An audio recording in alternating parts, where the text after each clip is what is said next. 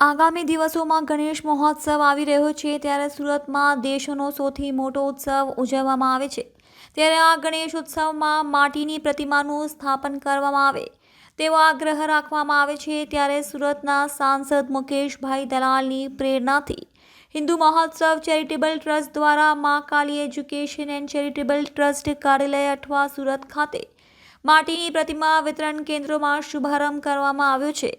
તાપી નદીના શુદ્ધિકરણના સંકલ્પને સાકાર કરવા તથા લોકોમાં જાગૃતિ ફેલાવવાના ઉદ્દેશથી ઘર આંગણે ભગવાન શ્રી ગણેશજીની માટીની મૂર્તિ વિસર્જન કરનાર ભાવિક ભક્તોને વિસર્જન બાદ એકત્રિત થયેલી પવિત્ર માટીમાં છોડ વાવવા ભગવાન શ્રી ગણેશજીની મૂર્તિ સાથે કુંડુ પાતલો તેમજ આરતી પુસ્તક વિતરણનો કાર્યક્રમ રાખવામાં આવ્યો છે, જેમાં mayor Daksheshbhai Mavani, standing chairman રાજનભાઈ Patel, શાસક પક્ષ નેતા શશીબેન ત્રિપાઠી, હિન્દુ સંગઠનના શિવમભાઈ મિશ્રાજી, તમામ કોર્પોરેટરો, તમામ વોર્ડના પ્રમુખ, મહામંત્રી, મા કાલી એજ્યુકેશન એન્ડ ચેરિટેબલ ટ્રસ્ટના ટ્રસ્ટીઓ, હિન્દુ મહોત્સવ ચેરિટેબલ ટ્રસ્ટના ટ્રસ્ટીઓ, ભાજપ વોર્ડ નંબર 21ના શુભેચ્છકો, સમર્થકો, કાર્યકર્તાઓ, ભાઈઓ તથા બહેનો મોટી સંખ્યામાં ઉપસ્થિત રહ્યા હતા।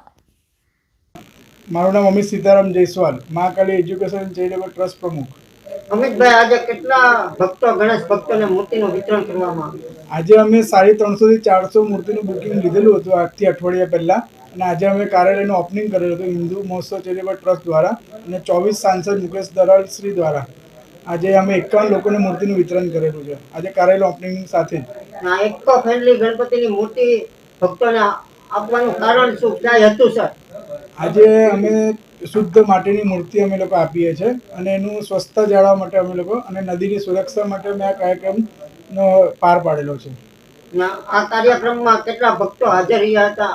અને આ કાર્યક્રમમાં મિનિમમ 1500 થી 2000 લોકો ભાવિક ભક્તો અમારા કાર્યક્રમમાં હાજર રહ્યા હતા, જેમાં સુરતના મેયરશ્રી, પછી અમારા સાંસદ શ્રી મુકેશભાઈ દલાલ, પછી તમામ કમિટીના મેમ્બરો, અમારા ટ્રસ્ટીશ્રીઓ, કોર્પોરેટરો, પ્રમુખ મહામંત્રીઓ, રાજનભાઈ પટેલ સાહેબ, શશીબેન ત્રિપાઠી બેન, એવા તમામ લોકો અમે હાજર રહ્યા હતા કાર્યક્રમમાં। મહોત્સવ કમિટી દ્વારા આયોજિત માટીની ગણેશજીની મૂર્તિના વિતરણમાં આજના એક કાર્યક્રમમાં ખૂબ સફળ કાર્યક્રમ રહ્યો।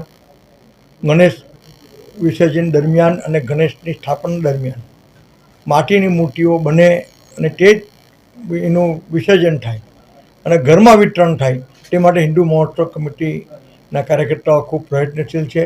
ધર્મેશભાઈ લાપસીવાળા, ગૌરાંગભાઈ, અમિતભાઈ, આ લોકોએ ખૂબ મહેનત કરીને કર્યું। પર્યાવરણ આપણે બચાવવાનું, તાપી નદીને પ્રદૂષિત થતી આગળ અટકાવવાની છે, સાથે સાથે સ્વચ્છતાનો સંદેશ પણ આજના કાર્યક્રમમાં મેં આપ્યો છે। આપણે કાર્યક્રમ જરૂર, તહેવાર જરૂર મનાવીએ, પણ સંયમિત રીતે, સાંસ્કૃતિક રીતે એનું મહત્ત્વ જળવાઈ રહે।